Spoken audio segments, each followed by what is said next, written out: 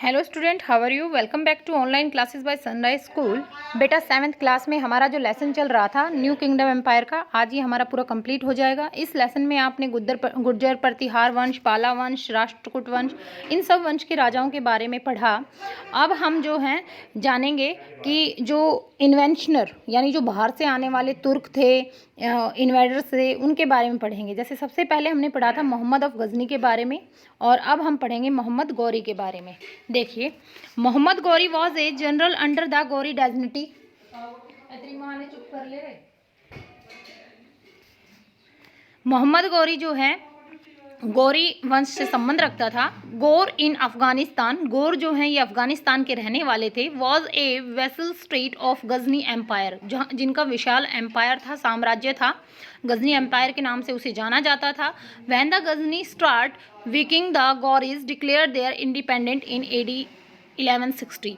ये कह रहे हैं कि जब गजनी जो हैं कमज़ोर पड़ने लगे तो गौरी ने क्या किया, अपने राज्य को डिक्लेयर कर दिया, स्वतंत्र डिक्लेयर कर दिया 1160 के अंदर। इन AD 1173 और 1173 में Mohammad Ghori became governor of the province of Ghazni. Ghazni नाम की जो जगह थी, मोहम्मद गौरी वहाँ का, उस साम्राज्य का क्या बन गया, गवर्नर बन गया। ही दैन कॉन्क्यूर मुल्तान, इसके बाद उसने जीता मुल्तान को। कॉन्क्यूर होता है जीतना, जीता मुल्तान को, पेशावर को और लाहौर को। That brought him into conflict with Prithviraj Chauhan of Delhi, और इस अपने विजय अभियान को बढ़ाते हुए आगे चलकर इसका युद्ध हुआ पृथ्वीराज चौहान से, जब ये दिल्ली की साइड आए। एज सीन अर्लियर ही inflicted a crushing defeat on Prithvi Raj in the second battle of Tarain AD 1192। देखो 1191 में पहली जो तराई की लड़ाई थी वो हुई थी, और वो लड़ाई हुई, उसमें पृथ्वीराज चौहान जीत गए थे। लेकिन सेकंड जब वार हुआ 1192 में, तो जयचंद राजा ने उसका साथ नहीं दिया पृथ्वीराज का, और पृथ्वीराज सेकंड जो तराई की बैटल थी, तराई की लड़ाई थी, उसमें हार गए। And establish the beginning of Muslim rule in India, और यहीं से तराइन की जो दूसरी लड़ाई में मोहम्मद गौरी ने विजय प्राप्त की, यहीं से मुस्लिम साम्राज्य की नींव भारत के अंदर पड़ी। The main reason for the success of Turks in India was lack of unity among the Rajput chief. मुख्य जो तुर्क जो विदेशी आक्रमणकारी थे, उनका भारत के ऊपर कब्जा हो पाया, उसका सबसे मुख्य कारण ये था क्योंकि भारत के जो राजपूत राजा थे उनमें एक का नहीं था, यानी एक दूसरे के वो खिलाफ रहते थे। Also the Turkish army was better organise, इसके अलावा जो तुर्क की सेना थी वो अच्छी सेना थी, काफ़ी बेटर लेड, उनका जो नेतृत्व करने वाले थे काफ़ी अच्छे सेनापति होते थे। And better mountain than the Indian forces, और ज़्यादा अच्छा लड़ना जानते थे भारतीय सैनिकों से।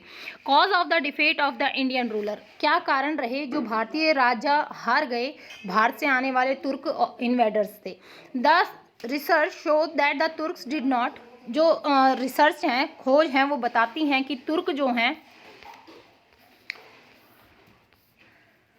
हैव सुपीरियर वेपन, उनके पास ज़्यादा अच्छे हथियार नहीं थे। But there horses were fast and the arcs were skilled, उनके घोड़े बड़े ही तेज होते थे और बहुत ही अच्छी तरह से उन्हें तैयार किया गया था। ऑन द अदर, और दूसरी तरफ, fund the elephant of Indian rulers were very slow, और भारत के जो हाथी के सेना थी वो बहुत धीरे चलते हैं, हाथी धीरे चलते थे, धीरे होते थे। घोड़ों की सेना जो थी वो बहुत फास्ट चलती थी। Both the Muslim ruler were efficient and good commander, इसके अलावा मुस्लिम जो शासक थे बहुत अच्छे कमांडर थे, यानी अपनी पूरी सेना को नेतृत्व करना अच्छे से जानते थे। द तुर्क वर वेल ट्रेंड, तुर्कों को बहुत अच्छे से ट्रेंड किया गया था। The Indians rulers were not United and did not have a common plan of action, और भारतीय जो शासक थे उनके अंदर जो एकता नहीं थी, और वो किसी भी काम को करने के लिए एक साथ नहीं जुटते थे। अपने ऊपर तब आती, अपने ऊपर आक्रमण हुआ तो उसका विरोध करेंगे, अदरवाइज नहीं करेंगे। इसी कारण से भारतीय जो है हारे बाहर से आने वाले विदेशियों से। Al Biruni who came to India as a traveller, Al Biruni जो भारत आया था एक यात्री की तरह, has given a report about the society of his observation, उसने भारतीय समाज के बारे में पूरी जो उन्होंने देखा, ऑब्जर्व किया, उसको लिखा है। He wrote a book on India called the Kitabul Hind, उन्होंने एक पुस्तक लिखी है भारत के नाम, जिसका नाम है Kitabul Hind. However the invention had its impact on the society, हालांकि जो भारतीय विदेशी आक्रमणकारी आए उनका समाज पर बहुत प्रभाव पड़ा। It led to intermingling of culture and tradition, इससे जो है मुस्लिम और हिंदुओं का जो कल्चर है मिल गया, यानी कुछ चीज़ें हमने उनसे सीखी, कुछ उन्होंने हमसे सीखी, तो संस्कृतियों का, कलाओं का मिश्रण हो गया। And it also paved way for the spread of the Islamic culture, और इस तरह से जो इस्लामिक कल्चर है, इस्लामिक जो धर्म है वो फैला भारत के अंदर। तो बेटा ये लेसन आज आपका कंप्लीट हो गया, ये पूरा आपको रीड करना है, ये आपका वर्क है। Thank you.